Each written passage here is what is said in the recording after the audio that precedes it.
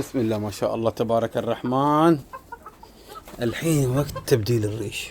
نسبة تعقيد البيض طبعا قليلة جدا جدا، نسبة التعقيد تصير ضعيفة. شوف التركيبة هذه ويش بترجى منها ما انا داري. سبحان الله، اللهم صل على محمد وآل محمد.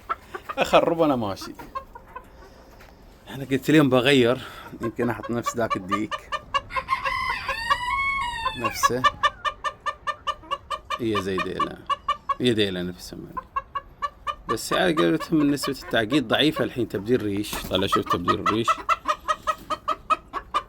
نسبة التبديل نفس التعقيد ضعيفة.